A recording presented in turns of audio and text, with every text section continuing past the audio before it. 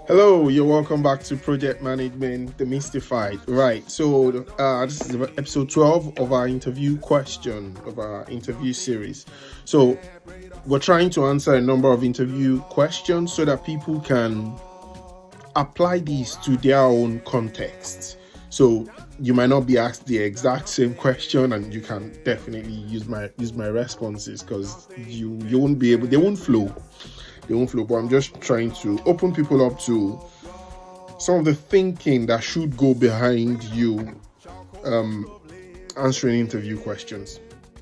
So in the last episode, we spoke about decision making, and today I want to cover working together in a team. So the question could be like, so Michael, tell me about a time when you have worked with a team or how you have worked well with a team.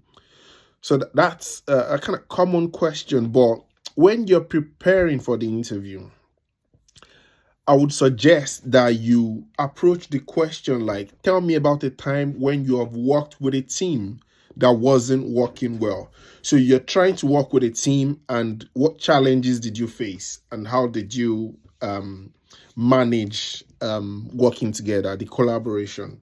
So Michael, tell me about a time when you have tried to work with a team that wasn't working well. So like, why did you think this happened, and how did you approach this?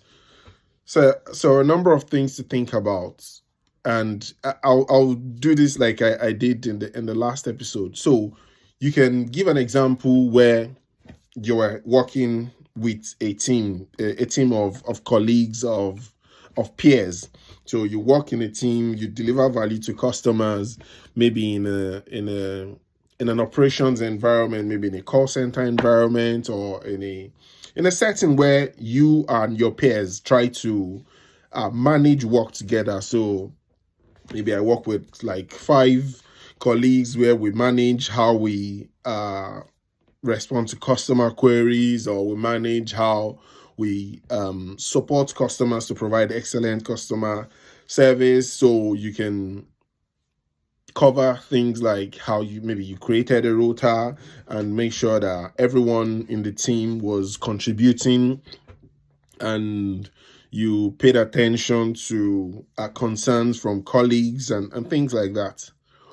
But you could also imagine and take it a step further, and make it like you are working in a massive team, a massive project team. So like you're managing multiple work streams on a project. So if we use our hypothetical NHS project, for instance, so some teams could be working with you are maybe the project or the program manager, and you're looking after different work streams. So you have a junior project manager or junior business analyst or junior someone trying to support maybe the nurses, another one trying to support the doctors, another one trying to support the customers, another one trying to support the software engineers, and just like that. So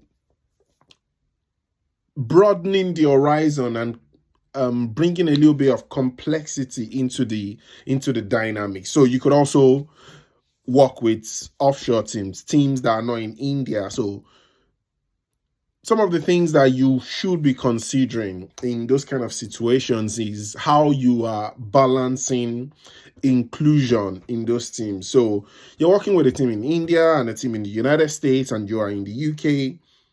One of the main challenges is time difference. So how are you making sure that people's interests and opinions are being captured in meetings? How are you considering the timing of meetings so that it's a little bit convenient for people? So what are the things that you're putting in place to manage those gaps?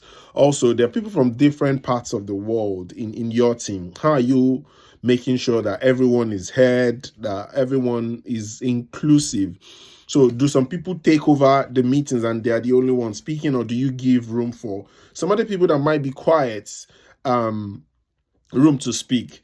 sometimes some people have things to say, but they don't want to speak in wider meetings. Are you going back to meet them one-on-one to get their own contribution? So there's so many dynamics, team dynamics, when you're trying to work with teams that they might not be working together. So people might not want to speak up, some might want to speak up too much. Time difference is one that I've also mentioned. So I'm intentionally not giving my own stories, but sharing some of the things that you can think about and put it in your own context, and then be able to package it in, the STAR method: situation, task, action, result, or any other method that so that it flows logically to anyone that's listening, and they can capture the key things that they are really looking out for an ideal candidate, for a successful candidate. I'll leave it there, and I'll see you on the other side.